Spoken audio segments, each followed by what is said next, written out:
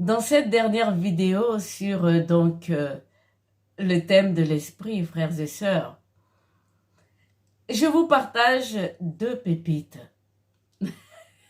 pour le prix d'un. Vous allez être surpris, surtout de la première pépite, frères et sœurs. C'est vraiment intéressant, la Bible. C'est rempli de pépites. J'y vais tout de suite.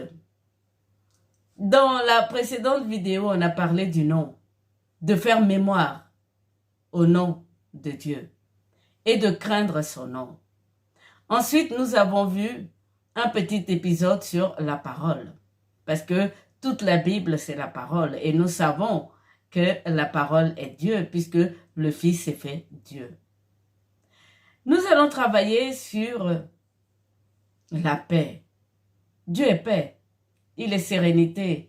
Il se trouve comme ce que nous avons vu avec Isaïe, dans un doux murmure de silence. Et c'est ma première pépite de ce soir. C'est dans 1 Roi 21, verset 27. C'est un tout petit verset, mais ça vaut son pesant d'or. Je vous dis que c'est une pépite. Je vais d'abord vous raconter un peu l'histoire. C'est l'histoire de Akab et de Jézabel. Ces deux-là ont beaucoup fait souffrir Isaïe. Isaïe ne les aimait pas du tout.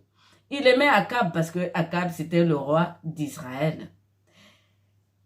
Si vous lisez la Bible, vous allez être surpris de l'agissement des Hébreux entre eux. Ce que je veux dire par là, c'est que il ne s'en prenait jamais à ses frères. Même si les 12 tribus étaient divisées, il y avait Israël d'un côté et Juda de l'autre côté. Pareil pour Élie. Élie, Akab, il savait qu'il avait fait beaucoup de mal à Dieu, devant Dieu.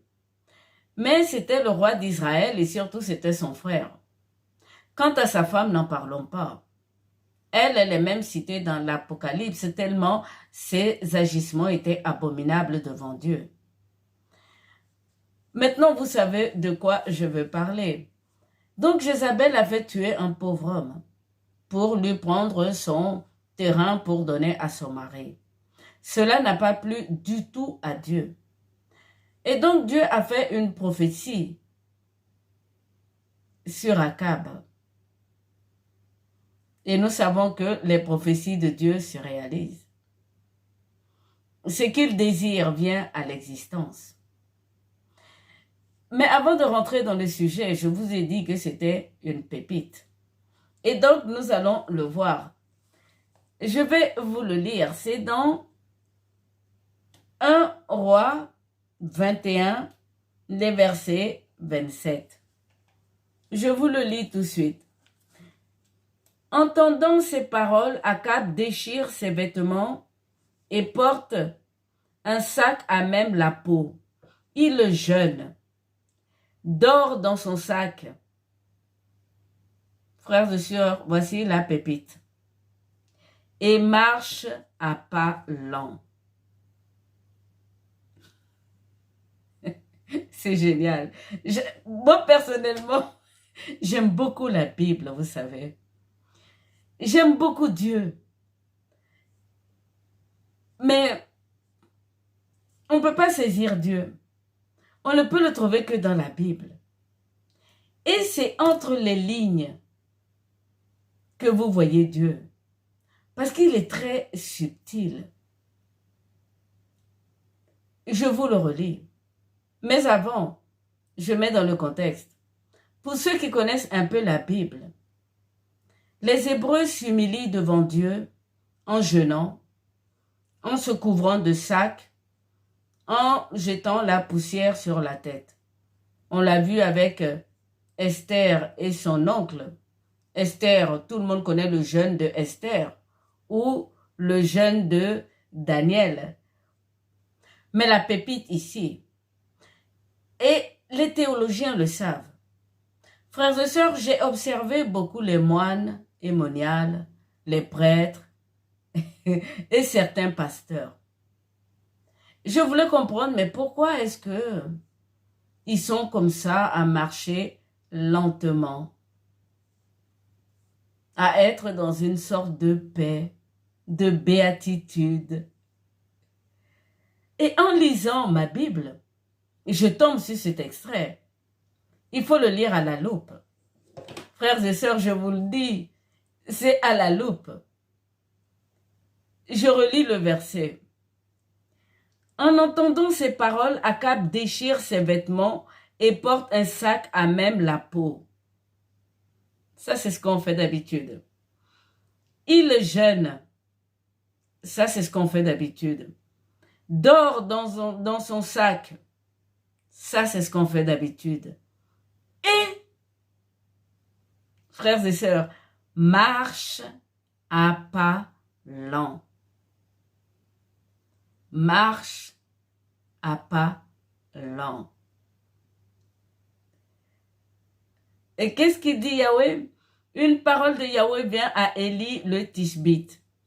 Tu as vu comment Akab s'est humilié devant moi? Puisqu'il en est ainsi, je ne ferai pas venir le malheur sur sa maison de son vivant, mais du vivant de son fils.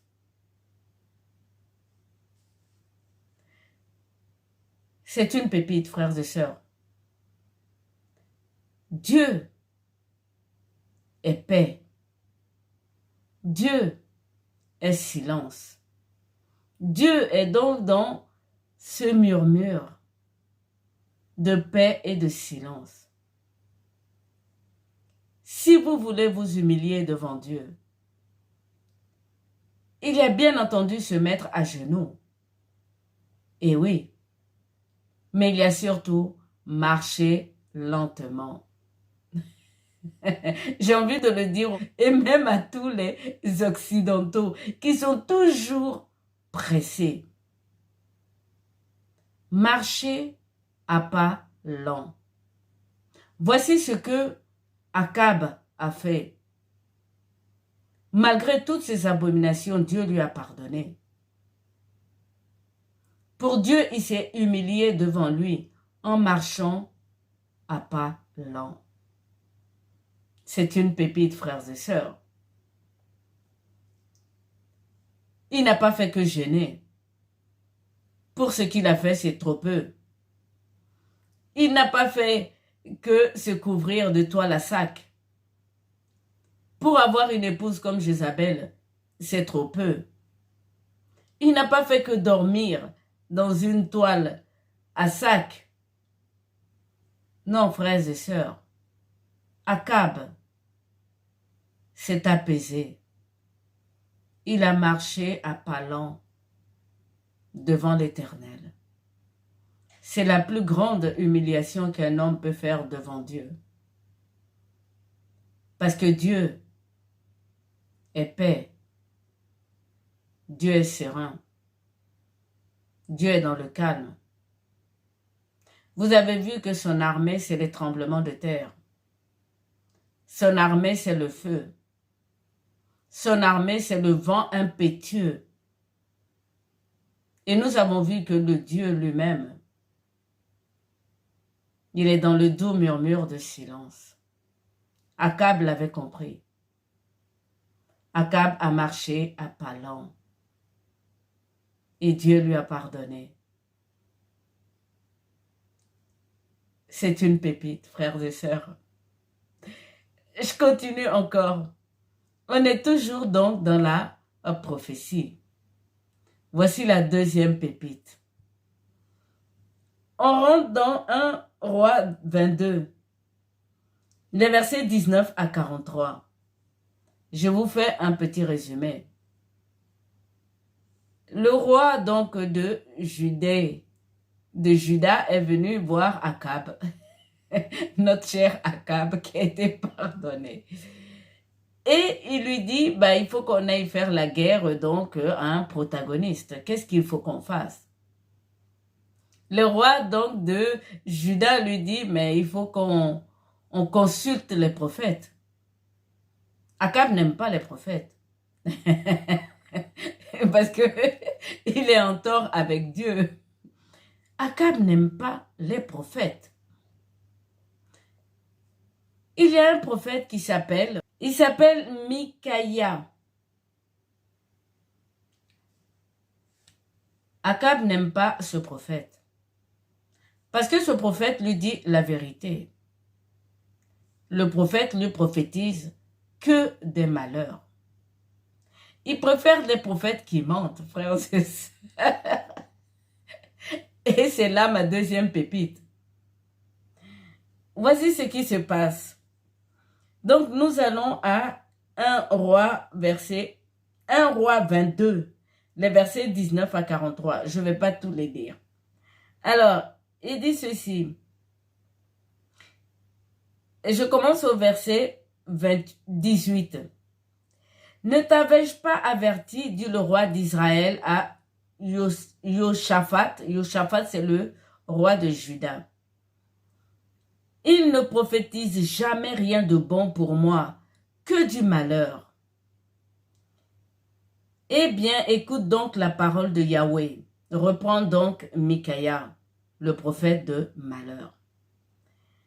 J'ai vu Yahweh sur son trône avec toute l'armée du ciel. Auprès de lui, à sa droite et à sa gauche. Yahweh demandait, qui séduira Akab pour qu'il aille tomber devant Ramoth de Galahad? Et chacun y allait de son commentaire. Alors le souffle s'est avancé pour servir Yahweh. C'est moi qui le séduirai, a-t-il dit. Comment? C'est en qui Yahweh? Je sortirai et je serai souffle de mensonge dans la bouche de tous les prophètes, a répondu l'autre. Alors il a dit, tu le séduiras, tu en es capable, vas-y. Et maintenant c'est fait, Yahweh a mis un souffle de mensonge dans la bouche de tous tes prophètes. Yahweh a prononcé un malheur contre toi. C'est extraordinaire, frères et sœurs. Lisez la Bible. Lisez la Bible. Il y a des choses extraordinaires dans la Bible. Cet épisode donc de 1 roi 22, les versets 19 à 43, c'est vraiment intéressant. Moi, ma traduction a mis souffle. Je vous avais dit de faire attention dans les traductions. Il y en a qui mettent souffle, il y en a qui mettent esprit. Et nous savons que Dieu est esprit et ses fils sont esprits. Moi, je mettrais carrément ici esprit, tout simplement parce que il rentre dans la bouche pour sortir des paroles de mensonges. On savait que tous les prophètes ne disent pas la vérité. Il y a eu des faux prophètes. Alors, ceux-là, ils ne sont pas des faux prophètes, puisque c'est un esprit qui est dans leur bouche, qui leur font mentir. C'est une pépite ce soir, frères et sœurs.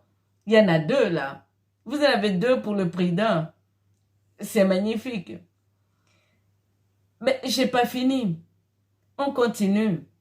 Et c'est intéressant. Vous verrez que les Hébreux, à l'époque de notre Seigneur Jésus-Christ, connaissaient bien la Torah. Ils connaissaient bien la Torah. Pourquoi je vous dis ça? C'est un parallèle en deux événements pour ceux qui lisent, qui connaissent cette histoire, ou peut-être qui n'ont pas fait le rapprochement. Moi, j'ai fait le rapprochement en lisant la Bible. Je vous partage ce que j'ai ressenti. Donc, on y va. Ensuite, au verset 24, Sédécias, fils de Canaana, s'approchait de Mikaïa et le frappe à la mâchoire. Donc, Sédécias, c'est l'un des prophètes qui a reçu donc l'esprit dans la bouche qui dit des mensonges. Donc, il est venu frapper à la bouche, donc à la mâchoire, le bon prophète, le prophète qui dit la vérité, le prophète Mikaïa, qui dit que des malheurs. Et voilà ce qu'il dit. Par où le souffle de Yahweh m'a-t-il quitté pour te parler? Raille-t-il. Moi, lorsque j'ai lu cette gifle, j'ai pensé à ce qui s'est passé avec notre Seigneur Jésus-Christ lorsqu'il était devant le grand prêtre. Il y a un qui l'a tapé et qui lui a dit, prophétise, fais le prophète. Je l'ai peut-être lu avec tous mes sens, avec mon cœur, mais cette parole donc de ce prophète qui est, si on veut, un peu amer, parce que il y a un autre prophète qui vient lui dire que ce qu'il dit c'est des mensonges et c'est commandé par Dieu. Donc il gifle Micaiah comme étant un prophète de malheur. Et c'est ce qui s'est passé pour notre Seigneur Jésus-Christ. Pourquoi je dis que ces deux textes sont parallèles? Moi, je l'ai ressenti. Tout simplement parce que ils avaient pris notre Seigneur Jésus-Christ pour un prophète de malheur. Pour un prophète qui blasphémait.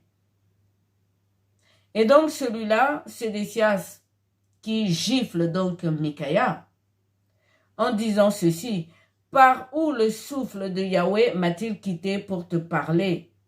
Raille-t-il. Pour te parler, c'est-à-dire te taper, quoi. Il n'a pas parlé, il l'a tapé. C'est la même chose qu'a fait l'un des soldats devant le prêtre lorsqu'il a tapé notre Seigneur Jésus-Christ. Il lui a dit, fais le prophète. Mais je ferme la parenthèse. C'est pas ça le sens de la vidéo de ce soir. Alors, Micaiah a répondu, le jour où tu le verras, c'est-à-dire là où le souffle va sortir, tu iras te terrer dans l'endroit le plus secret, réplique Micaiah. Donc, évidemment, Akab n'a pas cru. Il est allé à la guerre, il a été blessé, il est mort. Ils ont voulu l'enterrer parce que c'était un roi. Mais Dieu avait prophétisé que son sang serait lapé par les chiens. Et donc, lorsque Dieu prophétise quelque chose, ça arrive. Et donc, je vais vous lire donc à la fin. Moi, je termine pour ne pas que la vidéo soit trop longue. Donc, à la fin, il est dit ceci en verset 37. « Entré dans Samarie, le roi est mort. À Samarie, on l'a enterré. À Samarie, on a lavé le char à l'eau du bassin, mais les chiens ont lapé le sang. » Il a été blessé gravement. Et donc, la parole de Yahvé s'est réalisée. Les chiens ont lapé son sang. C'est exactement la parole qu'il avait dit. Et les prostituées se sont lavées avec, selon la parole prononcée par Yahweh. Voilà, frères et sœurs. Je termine donc ce soir avec ce thème de l'esprit. J'espère que ça vous a donné envie de lire la Bible. Il y a vraiment des pépites dans la Bible, frères et sœurs. Même s'il nous est après difficile de les mettre en pratique. Le monde avance trop vite. Le monde court trop vite. C'est dommage. Dieu est dans la paix. Avec cette façon de Akab, qui a réussi à tromper Dieu, à faire du bien à Dieu, en marchant lentement. Aujourd'hui, vous avez le secret de pourquoi les prêtres, les moines, les moniales, certains pasteurs sont dans la paix ou marchent tout doucement. C'est à cause de cette parole. Elle est cachée. Elle est couverte par le jeûne, la toile de sac. Je vous le dis, il faut prendre une loupe pour lire la Bible. C'était ma première pépite de ce soir. Ben, la deuxième pépite, frères et sœurs, c'est que la prophétie de Dieu se réalise. Il est Yahweh Sabaoth. Je vous l'ai dit, par son nom, il est le Dieu des armées. Vous avez vu cet esprit qui s'est approché de lui? Il est rentré dans la bouche de tous les prophètes pour qu'ils mentent à Akab. L'homme n'est qu'un vase, frères et sœurs. Dans mes précédentes vidéos, je vous ai dit, nous sommes construits comme un immeuble, une maison, un château, comme dit une sainte catholique. Nous sommes construits comme un château. Donc les esprits, les démons, les souffles, ils trouvent tous leur place sur nous. Celui-là est un souffle saint. Et pourtant, il a trompé les prophètes de Akab. C'était l'Esprit Saint, un des fils de Dieu. Dieu collabore avec son armée. C'est pour ça que dans la précédente vidéo, il fallait que je vous donne tous les noms de Dieu. Pour que ce nom de Yahweh Sabaoth, vous sachiez de quoi il s'agit. Cet esprit fait partie de son armée, c'est son enfant, venu dans la bouche pour tromper les prophètes de Akab. Je m'arrête là pour ce soir, frères et sœurs. Il y a beaucoup de pépites dans la Bible. Marchez à pas lents. Soyez dans la paix. Ayez confiance en Dieu.